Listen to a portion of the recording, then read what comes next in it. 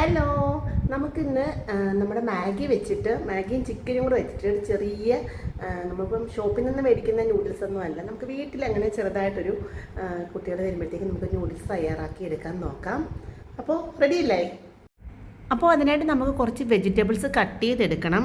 അതിനായിട്ടൊരു 3 beans cut ചെയ്ത് വെക്കണം. ഒരു തക്കാളി, അത് ചെറുതാണെങ്കിൽ ഒരെണ്ണം ഫുള്ളായിട്ട് എടുക്കണം, വലുതാണെങ്കിൽ നമുക്കതിനെ പാതി എടുത്താൽ മതിയാവും.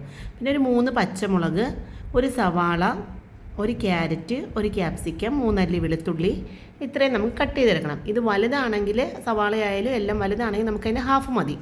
ചെറുതായതുകൊണ്ട് നമ്മൾ ഫുൾ എടുത്തിട്ടുണ്ട്. പിന്നെ നമുക്കിതിനായിട്ടൊരു 200 ഗ്രാം ചിക്കൻ ഉപ്പും കുരുമുളകും ഇട്ട് വേവിച്ച് ചെറിയ പീസാക്കി വെക്കണം. അപ്പോൾ ഇതിനായിട്ട് നമ്മൾ നമ്മുടെ ഷോപ്പിൽ നിന്നൊക്കെ വാങ്ങുന്ന മാഗിയാണ് എടുത്തിരിക്കുന്നത്.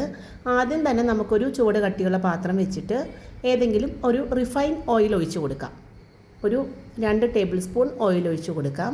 അത് നന്നായിട്ട് അങ്ങോട്ട് ചൂടായി വരുമ്പോഴേക്കും നമ്മൾ കട്ട് ചെയ്ത് വെച്ചിരിക്കുന്ന നമ്മുടെ വെജിറ്റബിൾസ് നമുക്ക് ഇട്ട് കൊടുക്കാം. ഇതെല്ലാം നമ്മൾ ഒരുപാട് അങ്ങ് ഫ്രൈ ആയി ഒന്നും പോവരുത്, ചെറിയ രീതിയിലൊന്ന് വഴറ്റി എടുക്കുകയാണ്. അതിൻ്റെ ആ പച്ച മണം ഒന്ന് മാറി അത്രയും മതി, നമുക്ക് അത്രയും ഇതായാൽ മാത്രം മതി, വെന്ത് പോവരുത്. ഇതെല്ലാം നമ്മൾ അരിഞ്ഞു വെച്ചിരിക്കുന്ന ആ വെജിറ്റബിൾസ് മുഴുവനും നമുക്ക് ഓരോന്നോരോന്നായിട്ട് ഇട്ട് കൊടുത്ത് നമുക്ക് വഴറ്റിയെടുക്കാം. ഈ സമയത്ത് നമുക്ക് ഈ വെജിറ്റബിൾസിന് വേണ്ടിയിട്ട് കുറച്ച് ഉപ്പ് കൂടി ചേർത്ത് കൊടുക്കാം.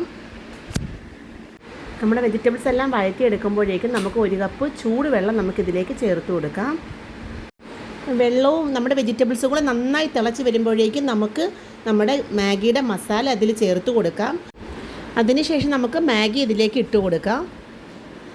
മാഗിയും കൂടെ നന്നായിട്ട് വെന്ത് വരുമ്പോഴേക്കും നമുക്ക് അതിനകത്ത് കുറച്ച് ഒരു 1/4 ടീസ്പൂൺ മസാലപ്പൊടിയും കൂടെ ചേർത്ത് കൊടുക്കാം. എന്നുവെച്ചാൽ ഗരം മസാലപ്പൊടിയും കൂടെ ചേർത്ത് കൊടുക്കാം. അപ്പോൾ ഇതെല്ലാം നന്നായിട്ട് വെന്ത് വന്നിട്ടുണ്ട്. അപ്പോഴേക്കും നമുക്ക് വേവിച്ച് വെച്ചിരിക്കുന്ന ആ ചിക്കനും കൂടി ഇതിൽ ചേർത്ത് നന്നായിട്ട് മിക്സ് ചെയ്തെടുക്കാം. അപ്പോൾ ആ വെള്ളമെല്ലാം ഒന്ന് വറ്റി കഴിയുമ്പോഴേക്കും നമുക്കിത് സെർവ് ചെയ്യാം. അപ്പോൾ നമ്മുടെ അടിപൊളി ചിക്കൻ മാഗി ഇവിടെ റെഡി ആയിട്ടുണ്ട്. അങ്കിളെ, എങ്ങനെയുണ്ട് അങ്കിളെ?